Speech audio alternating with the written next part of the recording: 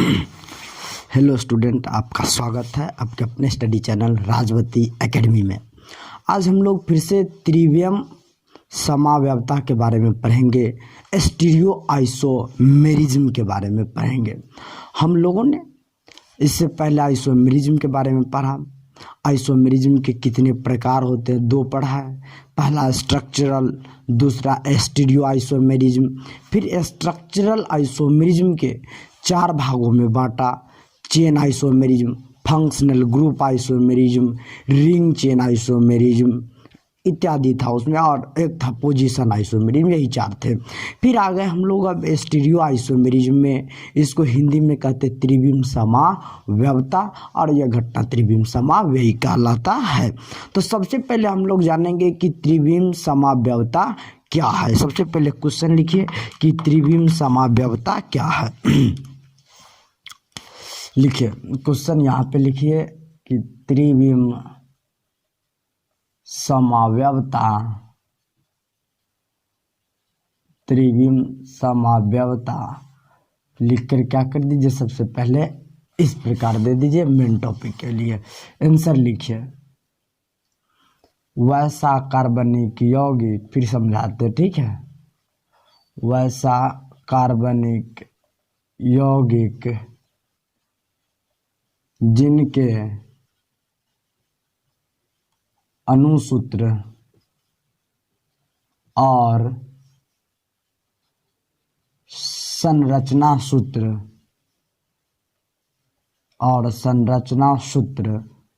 दोनों ही समान होते हैं,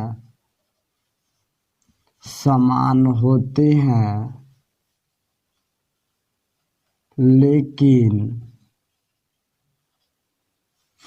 कार्बन के चारों ओर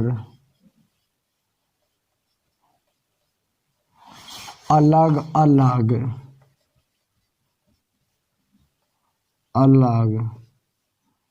समूह या परमाणु व्यवस्थित हैं। तो इस प्रकार के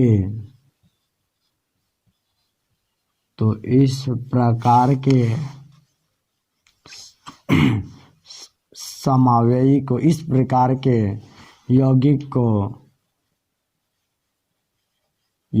को त्रिविम समावयवी कहते हैं।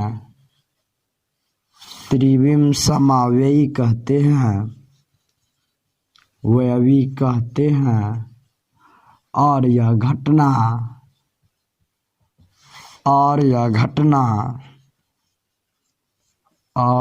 घटना त्रिविम समावयवता कहलाता है। त्रिविम समावयवता कहलाता है।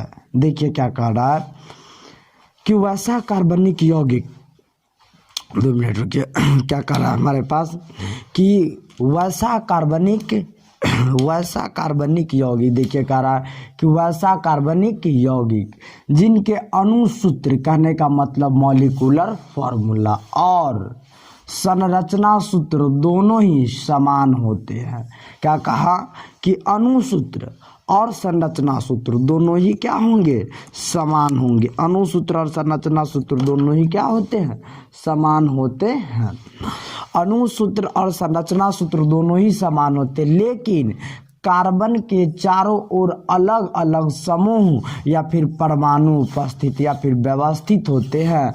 तो इस प्रकार के यौगिक को त्रिविम समावयवी कहते हैं, और यह घटना त्रिविम समावयवता कहलाता है। देखिए जैसे कि यहाँ पे कार्बन है, ठीक, एक कार्बन हमने ले लिया।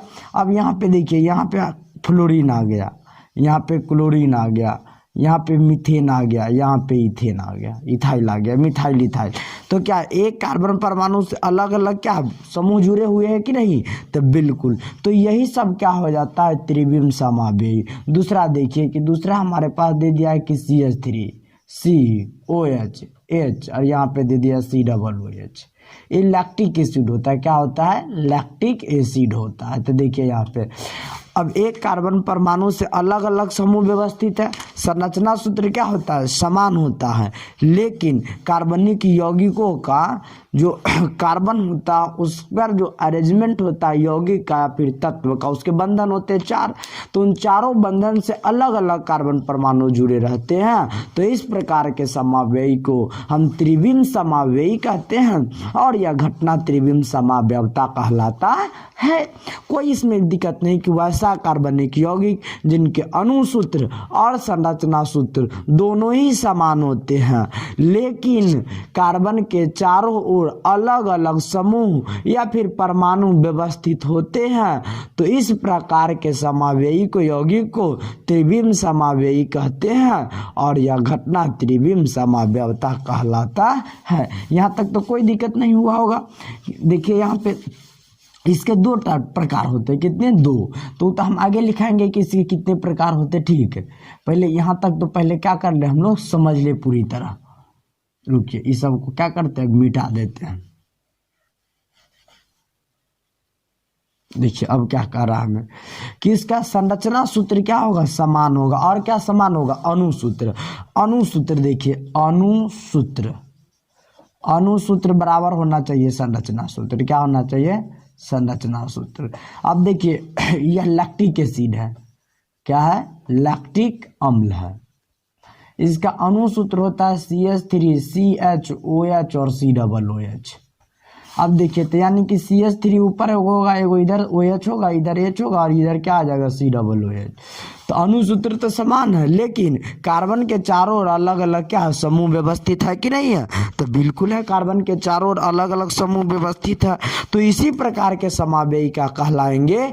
तो त्रिविम समावयवी कहलाएंगे और यह घटना त्रिविम समावयवता कहलाते हैं। कोई दिक्कत है? देखिए अणु सूत्र समान है, संरचना सूत्र भी समान होगा, ठीक है इसका, लेकिन देखिए कार्बन के चारों ओर अलग अलग, इधर मिथाइल है, इधर हाइड्रोजन है, इधर अल्कोहल है, इधर क्या कार्बोक्सिलिक एसिड है। यानी कि देखिए यहाँ पे इधर क्या मिथाइल है, इधर क्या अल्कोहल है, इधर हाइड्रोजन है, इधर कार्बोक्सिलिक एसिड है। यानी कि कार्बन के चारों ओर अलग अलग समूह व्यवस्थित होते हैं।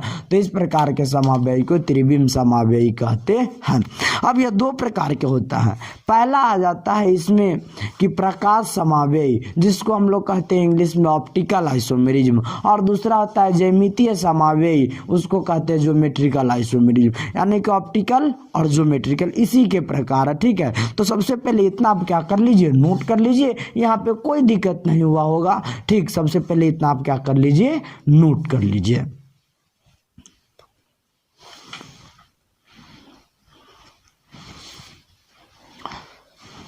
नोट कर लिए होइएगा इतना।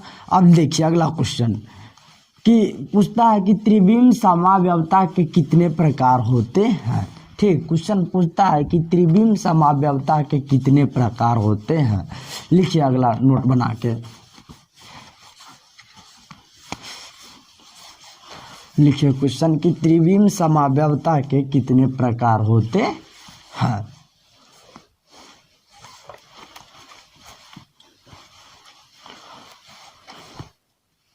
लिखिए, देखिए त्रिविम समावयवता के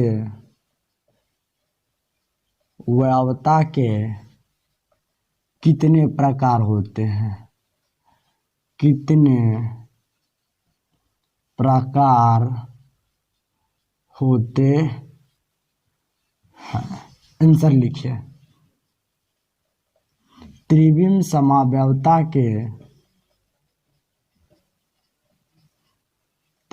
समावयवता के 2 प्रकार होते हैं। कितने?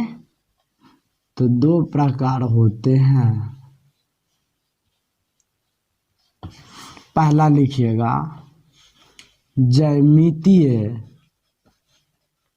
ज्यामितीय समावयवता, और दूसरा लिखिए प्रकाश समाव्यवता। क्या है? प्रकाश समाव्यवता। इसको लिख लीजिएगा ज्योमेट्रिकल आइसोमेरिज्म, और उसको लिख दीजिएगा ऑप्टिकल आइसोमेरिज्म। इसको ज्योमेट्रिकल है, इसको कहते हैं ऑप्टिकल आइसोमेरिज्म। यहाँ तक तो कोई दिक्कत नहीं हुआ होगा, ठीक है। पहला ज्योमेट्रिकल, दूसरा ऑप्टिकल, ठीक है। दूसरा क्या? ऑप्टिकल। क्वेश्चन पूछा जाता है कि त्रिविम समाव्यवता के कितने प्रकार होते हैं या कितने भागों में बांटा गया है, तो आंसर होता है 2। पहला ज्यामितीय समाव्यवता और दूसरा प्रकाश समाव्यवता। तो इस पहले हम लोग पढ़ेंगे अगले लेक्चर में कि ज्यामितीय समाव्यवता क्या है, ठीक है। फिर इसके प्रकार के बारे में जानेंगे ज्यामितीय समाव्यवता के। इसी प्रकार हम चलते रहेंगे, ठीक। तो सबसे पहले इतना तक अब क्या कर लीजिए, नोट कर लीजिए, यहाँ तक कोई दिक्कत नहीं हुई होगी, ठीक। तो आज की क्लास में हम लोग यहीं तक रहेंगे, फिर अगले लेक्चर में हम लोग पढ़ेंगे कि ज्यामितीय समाव्यवता क्या है, ठीक। तो आज के लिए इतना ही। वीडियो अच्छा लगा हुआ, पढ़ाई समझ में आ गया हो तो ज़रूर आप कमेंट कीजिएगा, लाइक कीजिएगा, शेयर कीजिएगा आप अपने फेसबुक पर, इंस्टाग्राम पर, व्हाट्सएप पर, ग्रुप में, और नए हो तो चैनल को सब्सक्राइब भी कर दीजिएगा। जय हिंद, जय भारत दोस्तों।